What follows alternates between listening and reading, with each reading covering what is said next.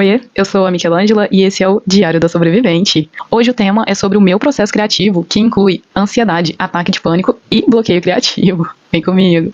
O processo criativo que eu quero contar hoje é o da tatuagem do Fernando. O Fernando, ele me pediu para que eu criasse uma arte para representar a luta dele contra o alcoolismo, mas ele não queria uma coisa assim para comemorar. Ele queria algo pra lembrar a luta que ele trava todos os dias contra o vício. E o Fernando, ele é ousado. Ele foi ousado. Porque ele me pediu pra que eu criasse a arte, mas ele não queria ver a arte antes do dia da tatuagem. Ele não queria escolher a arte. Ele só queria que eu fizesse a arte e levasse ela no dia da sessão.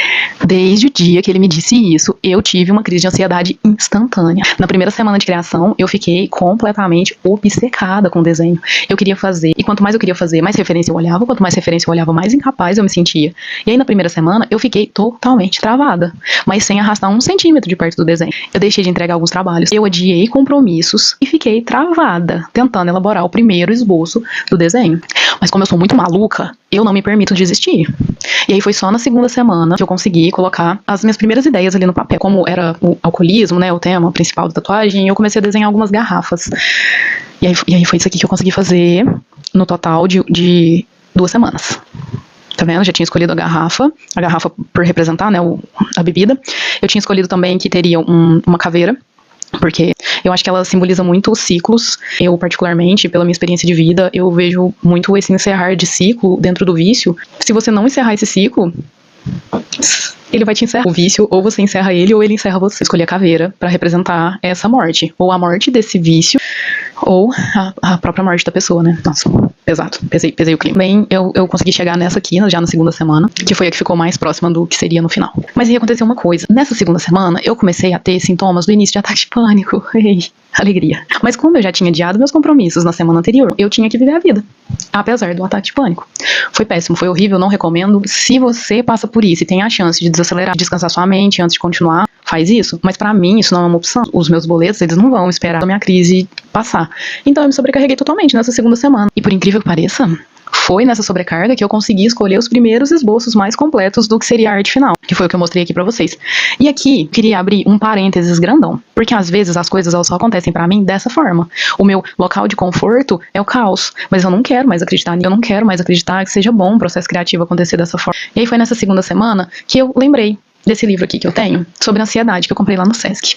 Ele se chama Uma Breve Imersão, Ansiedade, do Antônio Bolbena Villarassa, não sei como pronunciar. Eu li muito pouco desse livro até agora, mas até aqui eu entendi algumas coisas, e eu entendi que a ansiedade, ela acontece em uma cascata de ativação, onde primeiro você tem uma percepção de uma ameaça, seja ela imaginária ou real, no meu caso é totalmente vozes da minha cabeça, e quando você tem essa percepção dessa ameaça, isso deixa o seu cérebro em alerta, ele ativa um alarme no seu cérebro, o que leva o seu corpo a ter sinais físicos variados. Eu particularmente sinto angústia, medo, tensão muscular, respiração acelerada, taquicardia, só coisa leve. Interpreto esses sintomas com pensamentos do tipo, eu tô fazendo tudo errado, eu não sei o que eu tô fazendo, eu não vou ser capaz, e aí esses pensamentos causam uma ativação física ainda mais intensa, né? Ainda mais taquicardia, tensão muscular, que gera mais sintomas, o que reforça ainda mais a ansiedade. Aqui, nesse momento que eu começo a fechar esse ciclo, e ele vai ficando infinito, e é onde eu começo a entrar no ataque de pânico. Mas, como eu já tinha acessado esse conhecimento aqui do livro, eu percebi que mesmo que tarde demais, porque eu já tinha chegado a ter os primeiros sintomas, né, de um ataque de pânico, através desse conhecimento eu consegui brecar, eu consegui parar, eu consegui olhar em volta e perceber o que eu tava fazendo comigo mesmo. E aí foi quando chegou a última semana que eu tinha pra entregar a ilustração.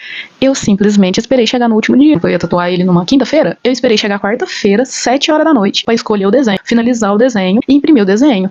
Ou seja, eu sou uma procrastinadora ansiosa. E é isso.